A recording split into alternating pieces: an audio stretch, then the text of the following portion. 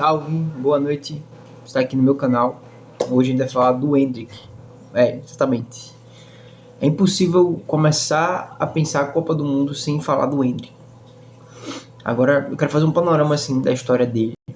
O Endrick foi um cara que estourou assim na copinha, jogando pelo Palmeiras. Isso aqui é uma foto daquela época e era muito comparado com o Pelé, pela pouca idade e muita habilidade, e logo subiu profissional. E o que acontece? Depois de subir profissional, teve uma boa carreira no profissional brasileiro, no Palmeiras.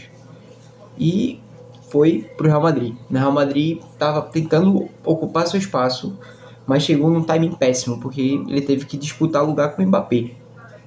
E não se disputa lugar com o Mbappé, o Endrick precisava se confirmar, o Mbappé já estava confirmado há muito tempo. Então ele ficou nessa fase daqui. E era brutal, era muito triste, porque não tinha o que ele fazer. Ele podia jogar muito bem, quando ele entrava ele jogava muito bem, mas ele ainda era o reserva de Mbappé e não tinha o que ele fazer lá. Até que depois, nessa época o Ancelotti ainda era técnico do Real Madrid, depois veio o Xabi Alonso, mas na rotina Xabi Alonso ficou incontestável que não era um lugar bom para ele. Aí o Endrick, ele resolve sair. Não ele, mas ele aceita um empréstimo, que nesse caso foi fundamental para a mudança de chave. Essa foto, ela tá um pouco editada, não é realmente assim, mas isso foi há um ano antes.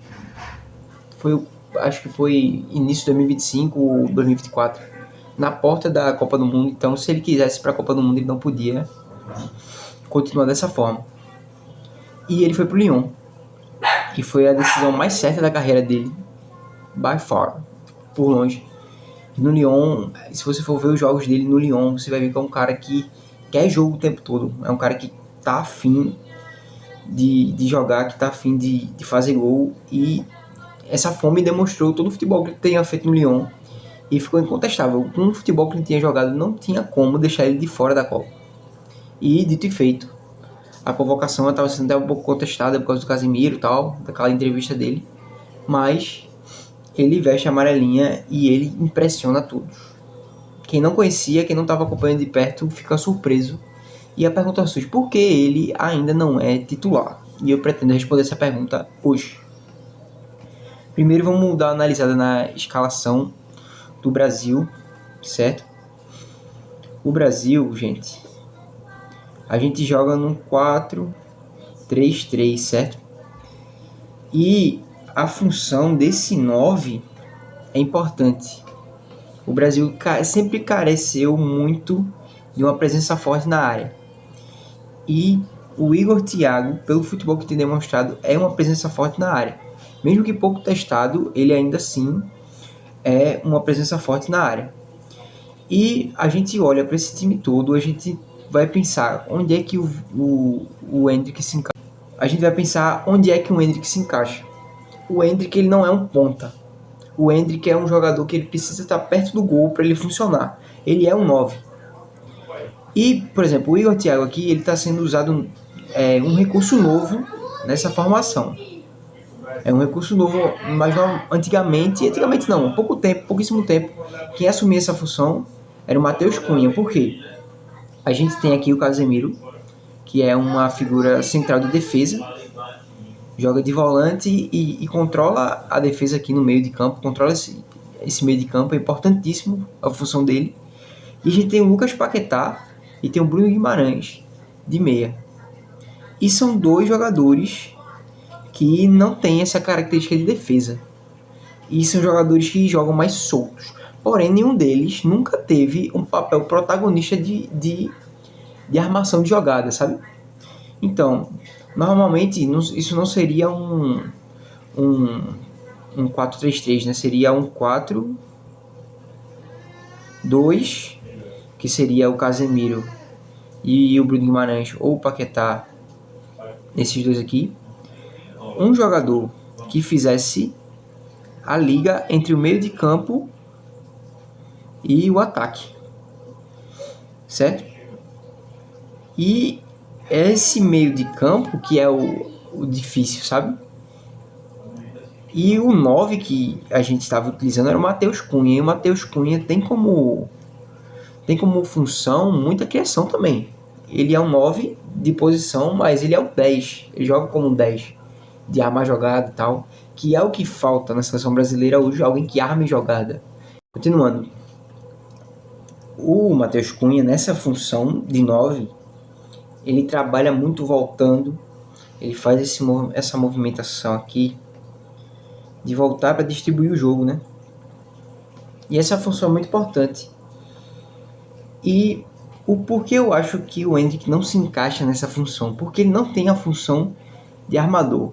E ele também não tem o posicionamento, não é nem questão de posicionamento, porque ele sabe aproveitar as situações. Mas é a presença, é ser um cara alto, forte, que vai fazer um pivô, que vai abrir um espaço, que o Igor Thiago pode oferecer.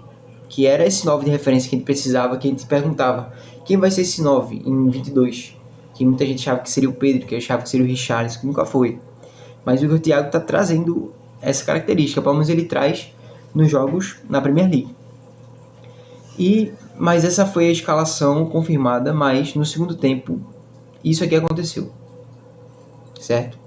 O que eu acho que é o diferencial hoje da seleção brasileira é o banco forte. Do segundo tempo, o que mudou? Mudou praticamente tudo, né? Calma. Eu peguei 2 jogos diferentes, mas pronto. Esse aqui foi o segundo tempo Brasil e Egito. Esse aqui foi a escalação que seria do primeiro tempo, né? E a gente tem, ó, Matheus Cunha armando e o Endrick de 9, certo? O Matheus Cunha, ele normalmente jogava de 9. Mas como ele joga de 10, por ter o Endrick como aquele 9 que vai finalizar, que tem a característica de chamar a responsabilidade, ele pode jogar para servir. E a gente tem o Luiz Henrique, cara, eu sou fã do Luiz Henrique, cara. O cara entra no jogo, parece que tá todo mundo zerado e ele tá inteiraço. Esses dois aqui eu acho que são as maiores armas do Brasil hoje. E por estarem no banco, eles ficam mais fortes, sabe? Eu acho que a explosão do Endrick é o diferencial dele. É aquilo que faz ele se destacar no futebol. Assim, o futebol dele, essa é a explosão dele. Mas é uma explosão que tem uma validade, né? Ninguém pode dar 1000% de si o tempo todo, 90 minutos, se você morre. Mas a janela de oportunidade dele e o que ele consegue fazer nessa janela de oportunidade é incrível.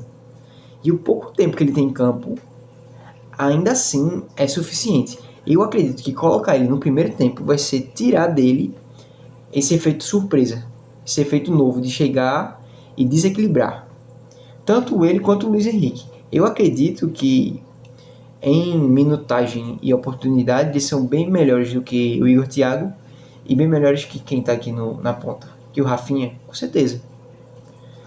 Mas eles têm essa função, sabe? Eu acho que aqui o Igor Thiago ele consegue segurar bem no primeiro tempo e o Rafinha consegue segurar bem no primeiro tempo também. Mas a força que traz essas duas substituições pode fazer o jogo mudar. Mas essa é a minha opinião, não sei o que você acha. Espero que você concorde ou não. Se você discorda, deixa aí nos comentários por que você discorda. Também estou avaliando várias opiniões aí. Mas eu tenho certeza que estando na linha ou estando no banco, acredito que ambos farão uma grande Copa. E o Endrick ele tem muito a surpreender ainda, assim. E se a gente ganhar o título, muito desse título vai passar por ele. É isso, muito obrigado. Até uma boa noite.